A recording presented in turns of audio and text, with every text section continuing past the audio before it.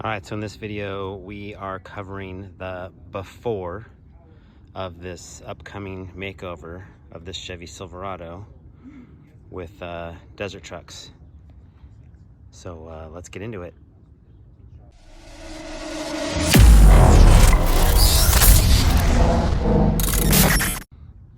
All right, so I picked this truck up last week and had the intentions of doing a complete makeover and possibly making some changes to it.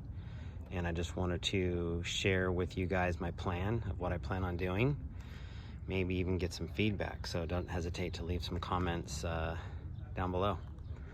All right, let's get into it. So this is a 2014 Chevy Silverado. This is a 5.3 two-wheel drive. These come with a 6L80 transmission. This particular truck has a Currie fabricated rear end in it. This is a Mazzulla race kit, and I plan on going through the front end, check it all out, make sure that everything's healthy as far as bushings, heims, all the pivot points and so on. And then of course I'll be cleaning everything up cosmetically as well, you know, where it's needed as far as powder coating, you know, cleaning up these emblems. I'll take those off and shine them up again, and then re-rivet them on, repaint this whole front cross member. It's got some corrosion and stuff on it. You know, kind of got my work cut out for me, as you can tell, but the meat and potatoes are here. This is a really solid build. There is a Baja Designs light bar on the grill, so I'm good on those lights for now. I will be removing this rigid roof bar, so you'll probably see that up on my Instagram for sale. If anybody wants that thing, reach out to me. Obviously, if that's Chevy Silverado. This wrap is probably first and most obvious that to be changed. It's weather torn and all worn out. As you can see, the original color here. There is a dent in this door, kind of runs down this door a little bit. So I'm getting ready to take this over to the body shop to get that addressed first. And I'm still a little bit torn as to painting the whole truck the cab color and just have paint on the truck, or to go ahead and wrap it again. There's a couple other little spots that need to be filled. You know, a couple little extra holes that were drilled. I don't like that stuff, so I'm gonna spend the time to get that stuff cleaned up and make it look new again. I'm not gonna run this rear light bar that he had on there with these brackets, so I'm gonna fill those holes in the cab.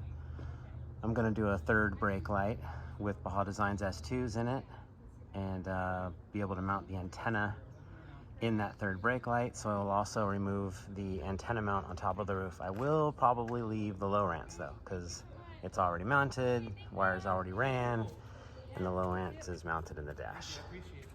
So just some busy work there. Let's see, you know, stuff like this. I'll obviously be getting new straps. Repainting and powder coating is necessary on the suspension because I like all my stuff super clean. Yeah, here's one of the things that bothers me. This is still factory color back here, so whichever color I wrap the truck, that's either going to clash with, or could be close to if I stayed with this color, or I paint it so that it all matches. So again, undecided on that. You know, more cleanup, detail work. This thing's got dual Odysseys. It's a 52-gallon fuel cell. This is a steel Nutz bed cage. Funny enough, I built the truck in Arizona at 454 Motorsports, and my customer wanted this exact design. We copied it like 90%. He was adamant about it being identical to this. So it's funny because I feel kind of close to this truck because I built something exactly the same as it once before, with a couple little changes here and there. But what a great design. I mean, even though this thing's got a low ride height in the rear, it still has decent amount of up travel. If you see, that's good because of that C-notch. That should make this thing perform quite well, so I'm pretty excited about that.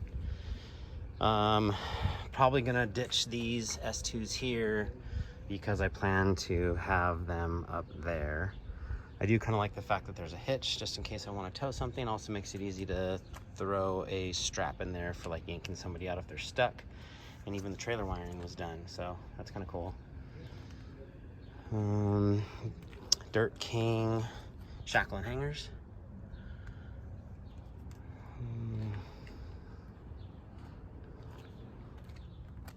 It is a Currie rear end. Get in there. Yeah, everything's so dirty, but pretty excited about cleaning it up. It is a spool. Let's check out the interior. So it's got a stereo with a sub box under the seat. I like to run a storage box under there with all my recovery gear, so that sub box is gonna go away. I know a bunch of you guys are probably cringing, but I'd rather have all my recovery gear secure under the seat than having the base.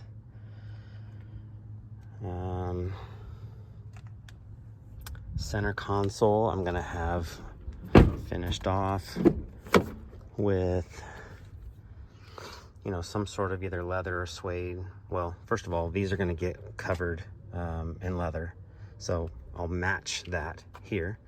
And I think I'm gonna put a box in here with a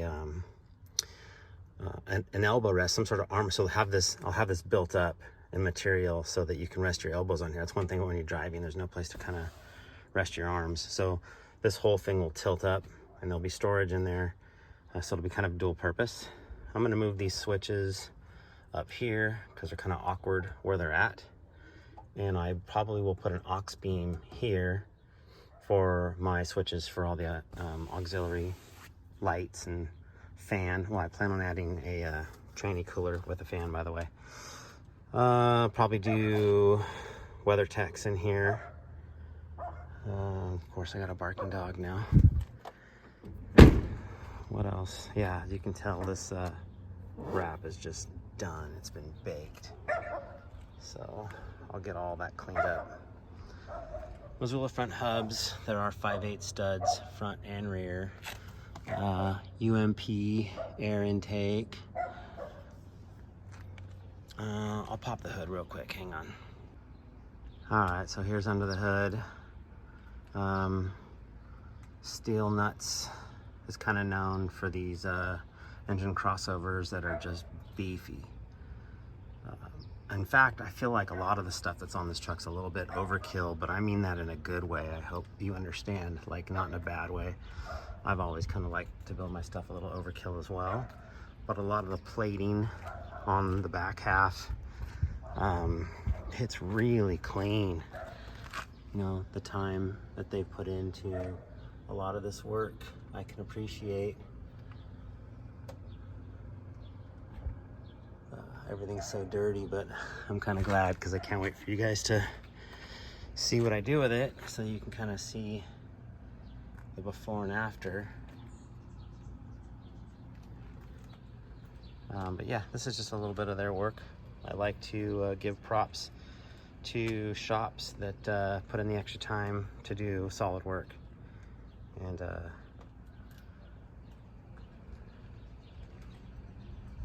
the guys over at Steel Nutz really did a good job.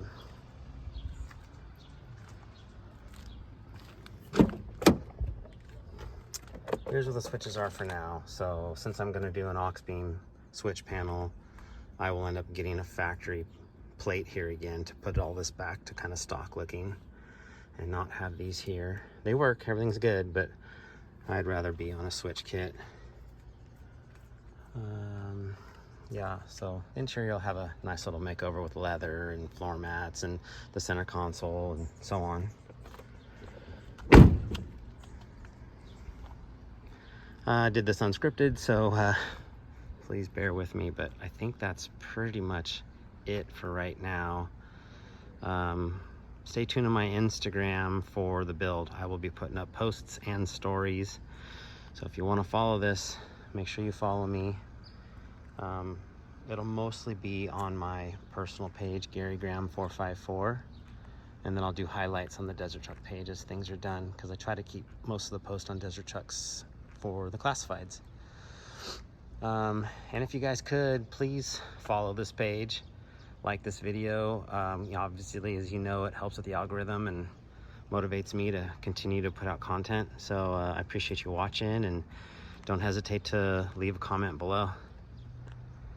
All right, guys, stay tuned.